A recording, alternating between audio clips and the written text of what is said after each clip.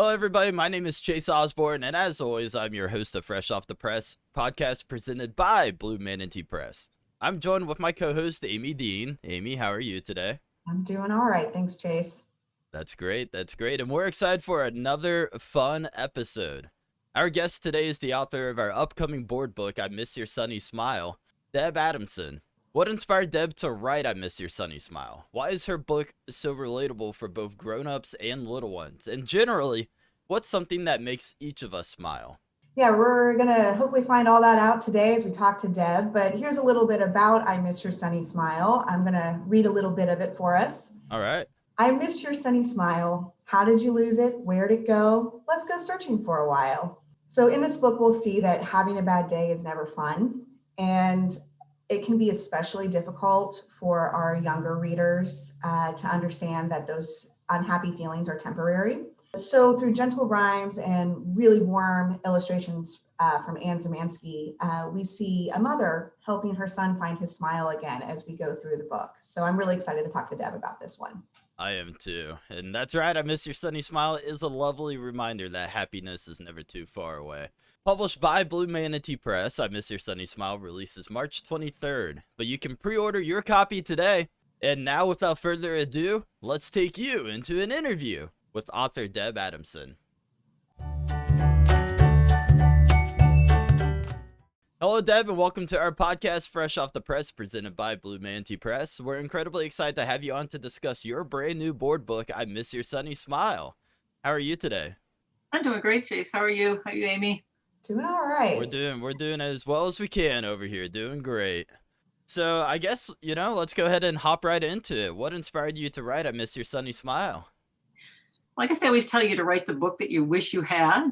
And I actually didn't wish I had it when I thought about it. It was sort of me reflecting on my son when he was younger and when he was probably toddler years and having maybe a difficult day. And I thought to myself, there really was no book that could have helped me to guide him through those kind of days. Those emotions are big when they're that age, and they really need an adult. They need somebody to guide them through that. So I sat down and it just sort of poured out of me in rhyme, which was kind of a fun way to do it.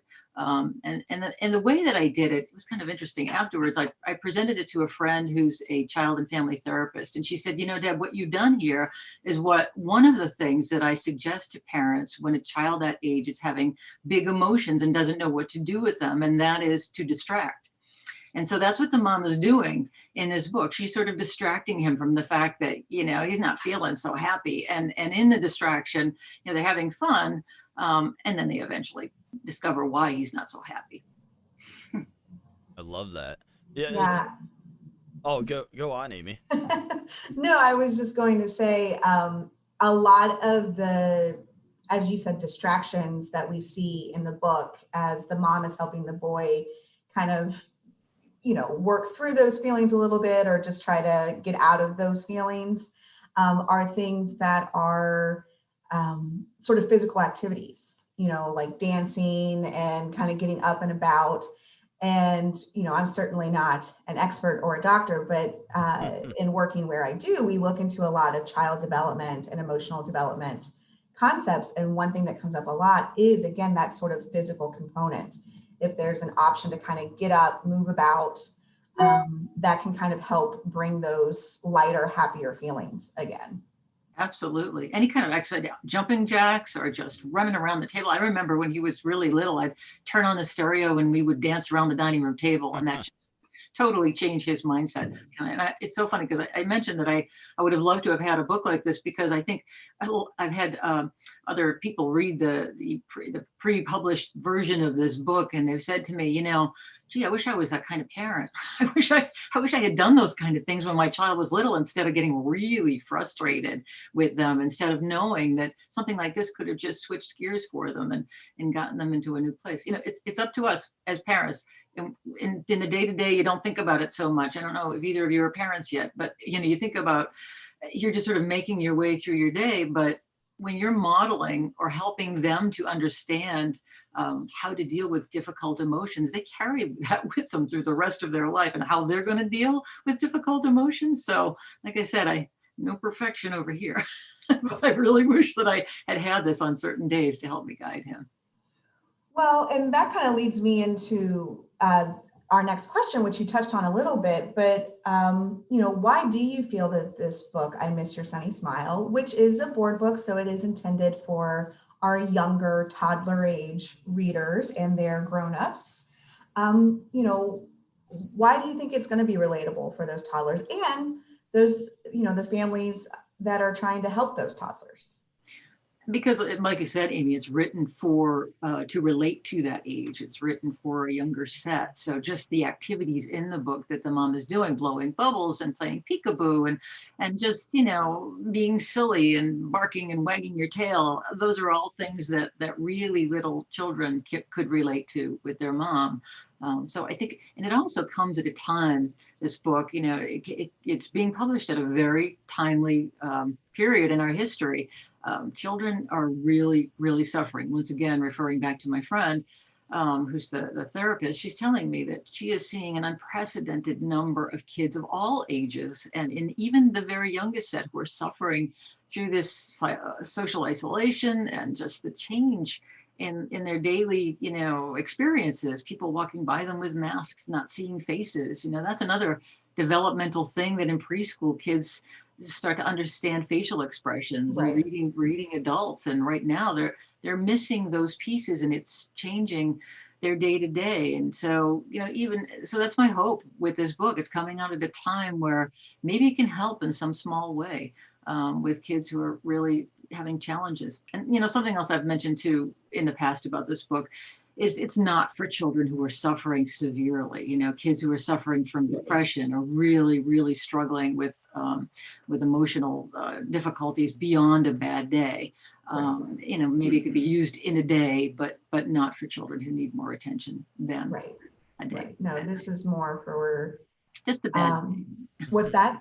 Just a bad day. Yeah, exactly. We all a have bad them. day, or it kind of it reminds me, it's very different, but when I was a child, the closest book that I can think of is it was a Sesame Street book, and it was called Grover's No Good, Very Bad Day. Oh, I had that. Yeah. and that one didn't really have so much resolution or opportunities to come out of those emotions, but it was saying sometimes days are just crummy. Yeah. And that's okay, but it goes away. And I think that's what's, really great about I Miss Your Sunny Smile, that in addition to showing steps that could be taken to help lighten those emotions or find new things to get excited about or have fun with, I think the book is also kind of showing the grown-ups and the little ones of, it's okay. It's okay to kind of be in, the mom never says, hey, snap out of it. She's just kind of walking him through like, all right, well, let's find something else. And at the end, I think maybe the most essential reminder is he doesn't feel bad the whole book. He does find something that makes him smile again. So I think that's a helpful reminder too, that it is, again, we're talking about just a bad day, not deeper emotional concerns, but just a reminder that it doesn't last forever. I'm so glad you brought that up, Amy, because I was going to say that the mom doesn't discount his emotions. She doesn't say, you're not supposed to feel this way, because all emotions are meant to be felt. Don't hold anything in. It's okay.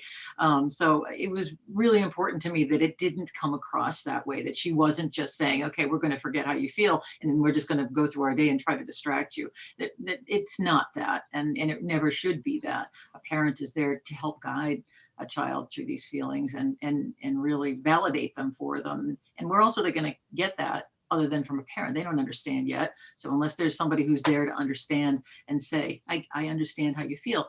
And boy, hugs are really important in those moments. Really, really important.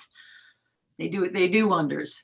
I think it's a good way of establishing that early communication too at such a young age. Like, hey, you're going to have a bad day, or you may get into a little bit of trouble, but, we're not going to get mad at you. Just, talk to us, you know, let's find that smile, let's make you happy again. And I feel like that's a trust and communication that you can establish with your, you know, with your child or little one that could hopefully continue going as they grow up and as they develop, where they can feel like they can come and, you know, talk to you. Oh, but great point, Chess, because yeah, having a teenager now, I totally feel that way. I'm hoping that I established some trust with him that, you know, when he was younger, he understood that he could come to me with just about anything. And I Right. would, you know, I would understand and I would try to help him through that. It's almost more important now that he's, you know, on the verge of adulthood, that I be there for him. But, you know, parents, especially with kids, books are so important. I mean, this is, we're all about books, the three of us here, and I just have to point that out, that books help in so many ways. I mean, even for us as adults. I just finished reading a wonderful book. It was it was a self-help book. I'm a big self-help book person. That's the other reason that I wrote this book. I mean, I love reading books about changing behavior and trying to figure out what I'm doing, being introspective. Am I doing it the right way? And I thought, you know what? This is probably a self-help book for the youngest set, but with the guidance of a parent reading it. So parents are always looking themselves for ways to do it better. That's very well said. What are a couple things that, you know, that well, everybody has that one thing that makes each of us happy, right? Especially when we were kids. Like, you know, the child in the book has the teddy bear. You know, going through all that stuff makes him happy. What was something that like made you guys happy? What was that one thing? I could tell you mine right now. Okay. That's Squirtle. Right here, for people who aren't watching, there's a Pokemon named Squirtle, Squirtle. Okay. Yeah. and that Squirtle defined my childhood. He was basically my teddy bear. I took him everywhere with me. Oh, And now he stands proudly in my office room here. But that's I mean, great. literally I couldn't go to preschool or kindergarten without Squirtle, or else I would break down and cry. And when you're also that kid at that early age, people remember that. I mean, some of my friends were still poking fun at me through high school. That like, Oh, hey, that's remember cute. when you cried when you didn't have Squirtle? I was like, yeah, I still got Squirtle on my backpack. But Amy, I'll let you go next. Yeah, I mean, honestly, this seems like a, maybe uh, not genuine answer, but honestly, it was books. Um, Yeah, that's genuine. That's genuine. well, just because, I'm a book editor. Of course, I'm going to say books, but really, But it defined you. it did. I Yeah. don't ever, there's quite honestly a picture of me at turning one at my first birthday. And there's very generous pile of books or pile of toys beside me, and I'm holding a book. And I don't care about the toys. I want the book. And so my whole life, whether I'm reading them or when I was younger, being read to by my mom or my grandma, um, going to a bookstore and just being around books, that has always been very much my happy place. Makes me smile. I just feel comforted if I'm in a room of books. Yeah, that's great. No, I completely understand that. And I'm sure a lot of other people that are watching this feel the same way, because most people who would watch something like this would be a book person. Yeah. Yeah, I mean, I still get excited when I get a book as a gift. Oh, absolutely. Me too, especially if somebody knows the book that I wanted. That's really That's right. All right, What so about you, Deb?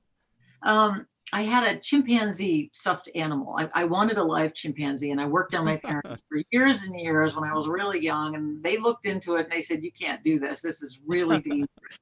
So they got me a stuffed chimpanzee, and his name was Jerry. I don't know why, and I wound up having him with me for many, many years, and actually brought him when I moved out of my house with me. He was in my attic for a while, and then I tried to throw him away, and he ended up out in the trash. I picked him back out of the trash, put him in the garage for a while, and now he's in the back seat of my car, and I can't figure out what to do with him. It's kind of a weird thing when you are connected to a little childhood thing like that. Yeah, I mean, it's just like how I still got Squirtle Yeah. watching over. I, wash him and bathe him to make sure he's not getting too dirty. And I don't know, it's just like a weird, yeah, it's just like a weird connection. I would carry him around in my baseball bag, on my scout trips. He was Right. everywhere with me. It was just that comfort thing. Love Um, and I think it. I've always been the kind that likes to almost like take down the masculinity establishment and everything. And I'm all for like, hey, little boys too. It's okay. Grab that, that stuffed animal. Um, get emotional with it. Like Squirtle helped me Absolutely. through a lot. And that's something that I Absolutely. want to establish with my future children as well. Yeah, there should be no, absolutely no, gender. You should do this, you should do that. Yeah. Whatever a child, if you like a pink hat, have a pink hat. Whatever you want. Don't. My dad was that way, and that's why I would sneak Squirtle. My dad was that tougher, grew up on a farm, and like, men don't cry. Well, Yeah. little did he know, I would go to my room, grab Squirtle, do a little cry session, and just feel happy. Like it just felt comforted. It Yeah, was a great absolutely. feeling. I'm glad you had that. So, jump into the next topic here. What do you hope that kids and parents learn from your book? Oh, just that bad days are not forever, and we all Mm-hmm. have bad days. And I think when kids first experience something that's that big, those emotions are big when they first have them. They don't understand them. They've not experienced them too much or before. So hopefully it helps to, educate them that it's going to come and it's going to go. And the next day is going to be here and it's going to be sunny and it's not going to feel so gray and down. And there's always tomorrow. So I think that's probably the most important message for this little book. Great message. Yeah, no, that's really good. And something you said just made me think of, when you're talking about those big emotions that they might not recognize yet or understand yet. Another big key thing here that I imagine most parents sometimes do find a little frustrating is they also can't verbalize at Right. that age Mm-hmm. very easily. So it's,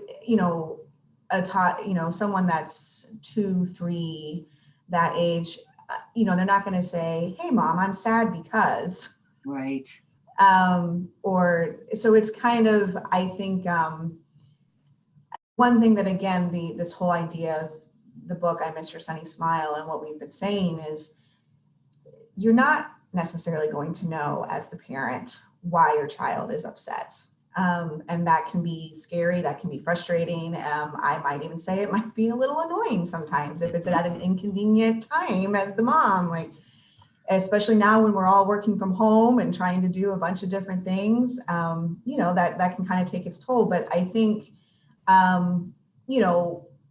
don't know that we did this intentionally, but I think what the book does successfully is, again, not only is the mom shown validating the feelings, not questioning it, but there's nothing where she's saying, "Well, what's wrong? You tell me what's wrong, use your words." Right. And, And there are no. I, coming from an educational background, I can say with confidence that even our brightest kiddos, they don't have the words yet. Right. So saying, "I don't have the word," saying "use your words," is just kind of it kind of just stops the interaction a little bit. So I think just by her being loving and just kind of walking through of, well, let's do some fun things. Yep. I think really just gets at the heart of how to be a caring person. Right. And great point.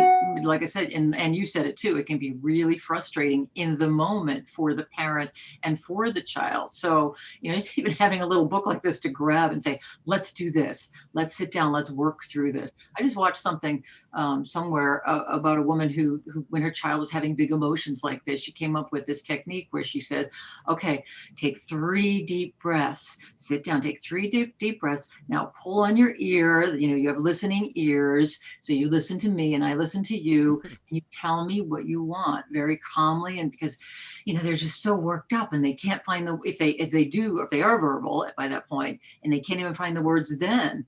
So it's a way of getting them to center themselves and to sort of understand what their body's doing and feel all those big emotions in their body, which, we all feel as adults too when we get anxious or upset.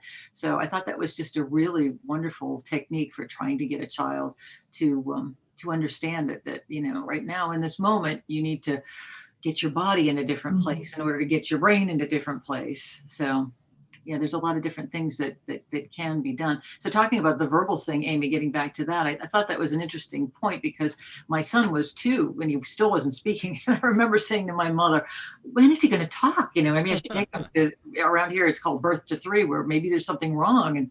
And so she kept saying to me, just wait, you will be so sorry that you ever worried about this. And he's 19 now, and I still hear my mother's voice telling me that he's a talker.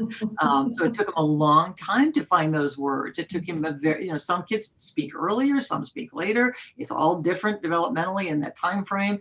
And so some have the words, and some don't have that capacity when they're that young, and some don't get that capacity. I think I had that friend who I told you that was a therapist. She told me he didn't talk because we did everything for him before he had a chance to ask us, because we were just so amazed. I actually just wrote a children's book about this. We were just like, we'll do it for you because we just love you and wanted you for so long that we'll do anything for you.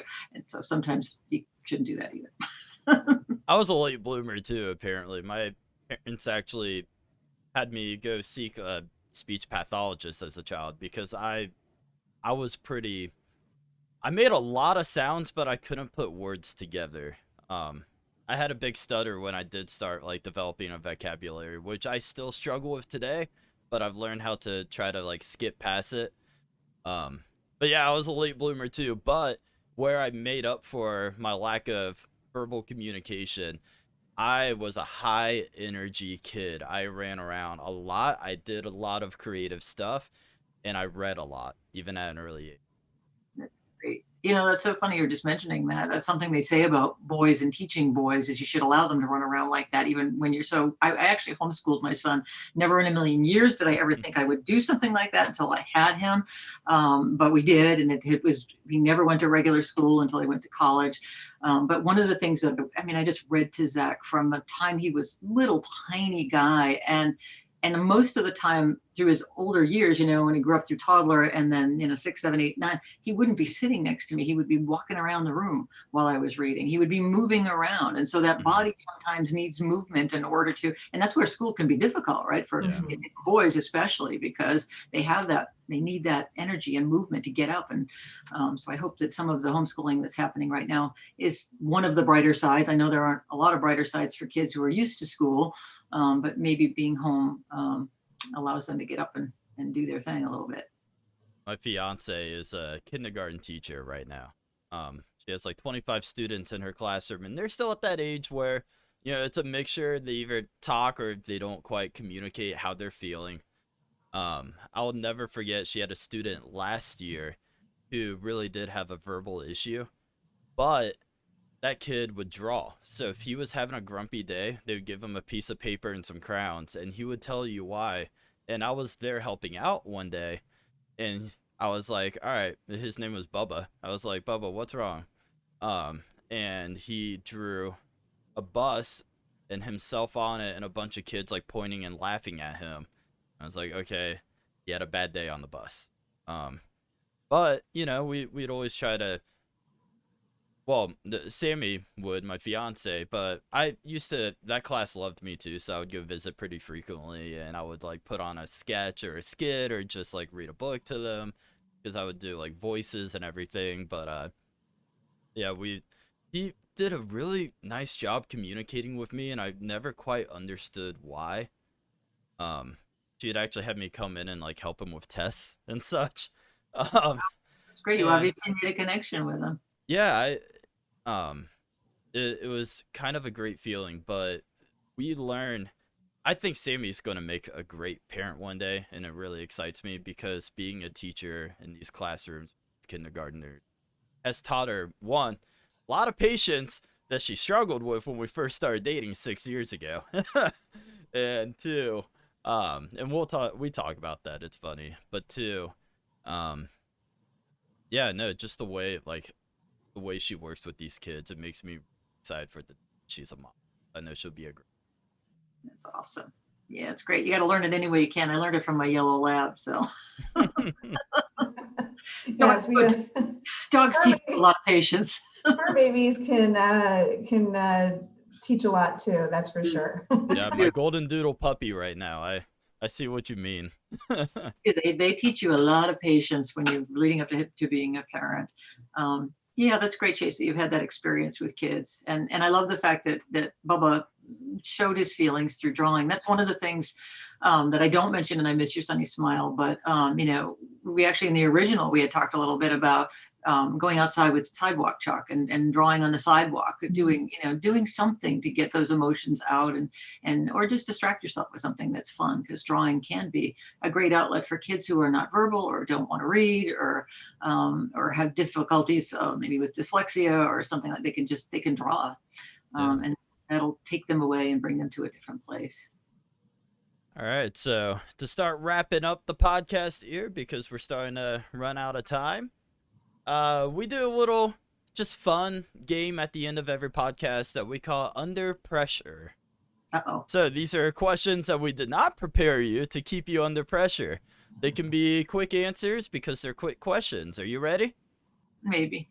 All right, well, we'll start it off. What is your favorite children's book that's, not your own, of course? Oh, I always come back to Because of Winn-Dixie. I think that is one of the Great best book. books written ever for children. It's just an adults. It's just a really, just the mood, the message. It's just a really, Kate DiCamillo is the best. I'm partial to Jeff Daniels, but that's one of my favorite movie from book adaptations too. I watched it a lot as a kid. What's your favorite character, book, TV, or movie of all time? Okay, so it's actually two. So for my favorite character, adult, would be Scrooge.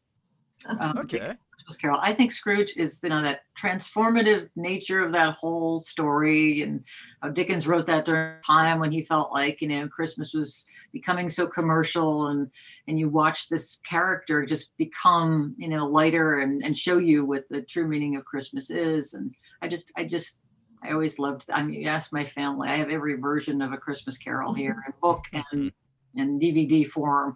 And then child character, Matilda.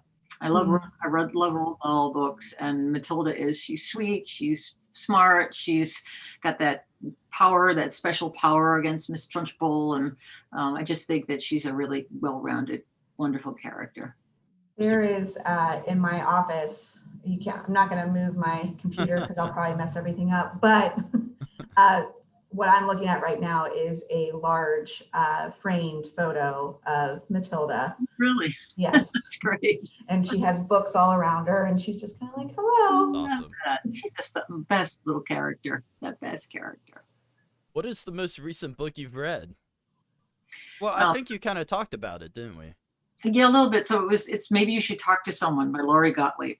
And it's a self-improvement book. It's a memoir that she wrote. She's a therapist, and she wrote about going through something difficult herself, and then pulled in all of her different clients through the story. And just her writing, man, was she funny. I love a funny book. And she kept my interest. I consumed that book in just a few days. All right. Pizza or tacos? Probably pizza, wood-fired pizza. Oh, that's delicious. Thin crust. My husband makes them on the grill. He actually makes pizza on the grill, and he does such an amazing job. That's what I was just going to say. My husband and I, over this past spring and summer, spending so much time in the backyard, we got into grilling pizzas. I loved it, and he would probably say I did it too much. I mean, he grilled it, but just me always saying, what are we gonna have for dinner now? Ooh, let's grill pizza. And I think he probably got to a point of, it's so delicious when you we're do it done. in your own backyard like that, because it comes off and it's so fresh. It's tricky because you can really burn the crust. Yeah, but it is definitely worth it. Yeah, absolutely. I we got a smoker, and I've learned that like I can't really eat any kind of meats unless they're smoked. Like I've gotten so obsessed with it. um, Dogs or cats? I think I know Both. the answer to this, but Actually, no, it's both. I grew up with dogs only. I married a guy that grew up with cats. And the place that we lived in when we were first together, they didn't really want me to have a dog. So he was away on a business trip and I got a cat, which completely stymied me. She was just like, what is this? And I remember I kept her in a room until he got home, and I closed the door at night because I was afraid he was going to jump on my head and do things that she shouldn't do in the middle of the night. Like, no cats. And so through the years, she lived to be about 18. He used to say, you really messed her up in her formative years. You had her locked in that room for 2 days until I got home. But she wound up being the most amazing pet. And we wound up getting a dog 2 years later. So I had a dog and a cat for many, many years. And right now I have an amazing cat named Lumpy. And he's just an easy, wonderful guy. He's an orange tabby. And he's really upset that I'm in his chair right now because he's constantly staring me. He's usually sitting right down here staring at me like, get out of that chair. That's my chair. it's funny because you talked about off the podcast about how your son plays computer games and stuff, and it totally makes me think, because I don't have cats. Cats love me. I don't love cats mainly because I'm allergic, but I play video games with a buddy who has a cat, and at least 2 times every night you'll hear him say, "Cat, get off my keyboard." Yep. They want to be a part of it. It's hysterical. You're doing. They really want to be a part of it all. They're just curious and interested. I actually wrote a picture book called Puppy Dog Eyes about a cat who wants to get adopted, and he's at a shelter, and he's trying to get a dog to show him how to make those puppy dog eyes, because there was actually, this is what inspires a writer. I read a study about how dogs have that eyebrow movement that cats don't have, and that's how they've learned to relate to humans. And people who say they don't like cats usually just don't understand how to read a cat's face. They don't have that emotional eyeball movement and eyebrow movement that a dog has. It takes a paradigm shift if you're a dog person to understand a cat, and then once you do, you're just so smitten. I think we'll stick with our dogs. I have Peanut and Butters over here. Ice cream or cake? Cake. Chocolate cake. I'm team And ice cream. Ice cream on the side would be nice, but I'm team ice cream. Would you rather live in the mountains or on the beach? that's another funny thing. So I lived near the ocean as a kid. My husband lived in the mountains. So we often talk about this, which way do we go? I live near the ocean now. I live near the shore. I live on the shoreline of Connecticut. But I think I will always be very drawn to the water. There's something about that. I'm a Cancer, I'm a crab. So I kind of, I need to be near the water. I mean, you guys could meet halfway and just move out to like the plains of the Dakotas, right? Like, Oh, we went to Northern California. We actually went to New Zealand a couple of years ago, and that was just like, okay, so this is the best of both worlds, the absolute best. I want to visit Middle Earth so bad. That's on my bucket list. It was on ours too. It's worth it. Would you rather take a walk or go for a bike ride? Run. All right. I'm a runner.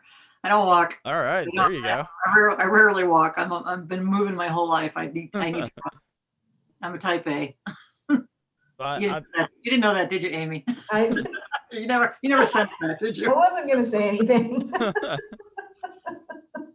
I like going for bike rides. I think it helps. Like for Cincinnati, we have a wonderful bike trail that cuts from Cincinnati up to Dayton. And a lot of people use it. There's a lot of stuff to visit and see. So I'm definitely a great bike trail. I hurt my knees biking last year. I can run, but I can't ride a bike. So yeah. I would be the opposite. I can ride a bike, can't run. Yeah. Or maybe it's more fair to say won't run. Yeah. But I think it's a different movement. It's just a different movement for your knees. Mm-hmm. And to wrap it all up, what's one piece of general advice you'd like to share with the world? It can be anything. It's time to just be, I guess, the mom to the world, Yeah. But I tell my son all the time, don't take yourself too seriously. Don't take life too seriously. Maybe that's where this book came from. I miss your sunny smile.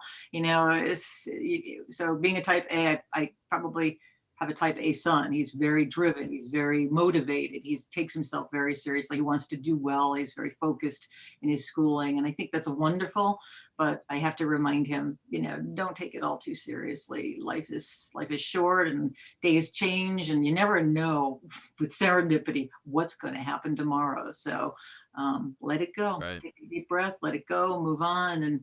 And wonderful things are usually on the horizon if you just let it all go. Well Love said. that. Very well said. Thank you very much, Deb. This was a wonderful podcast. Yeah, thank you, Chase and Amy. I really enjoyed it too. It's just so great to see people. I think everybody feels like, hello, to see faces. We've emailed and we've talked on the phone, but it's just nice to see faces in person. Thank you so much for everything. Thank you, Amy, for all the guidance and the help and the work through this book. You've done an amazing job of helping me to make it the best that I really wanted to make it be. I'm so glad that I landed with Blue Manatee. It's an amazing press. It's really, I can tell that you put a lot into it, both of you, and it shows. It shows in the products, and it shows in how you treat your authors and your illustrators. Well, thank you. Thank you.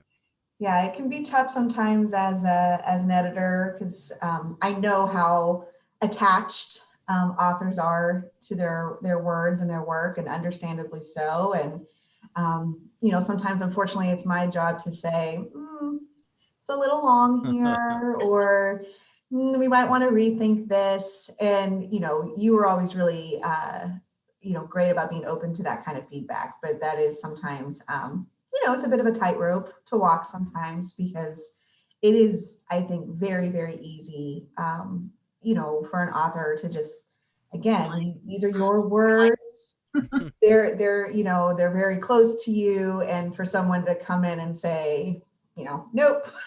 Although I do it more nicely than that, I hope. But you are much nicer than that. But I think that's where some authors get into trouble, and those people who are not being published are, you got to sometimes say this is what I think is working, but in order for it to be a publishable manuscript, somebody who's been in the business understands what needs to be done to make it work. So, well, and I don't think there is such a thing as, too many cooks in the kitchen, as they say. But I do think, at the very least, and this is why, writing groups are so helpful and important sometimes, but, you know what you meant to say, what you think the book is doing, but that doesn't mean that it translates to everyone else. So it is helpful sometimes to have that outside voice and say, I get what you were trying to do, but I think we're maybe missing the mark a little bit. So let's try this.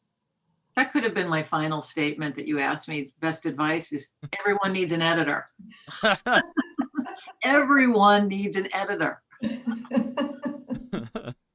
Thank you, guys. This is great. Thank you very much. Yeah.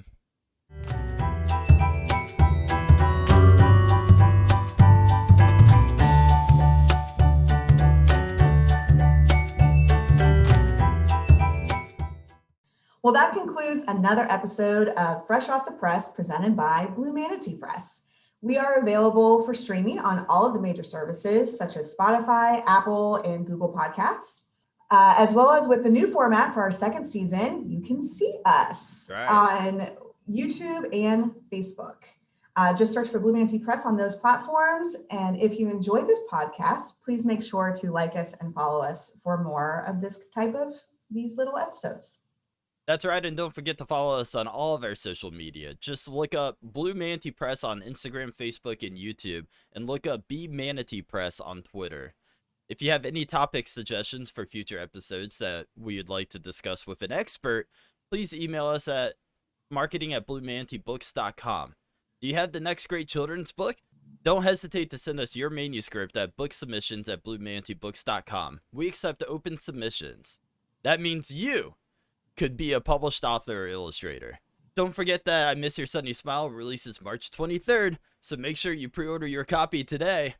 That's all for this episode of Fresh Off the Press, presented by Blue Manatee Press, and as always, Amy and I both will see you in the next episode. Bye. Have a good one, everybody.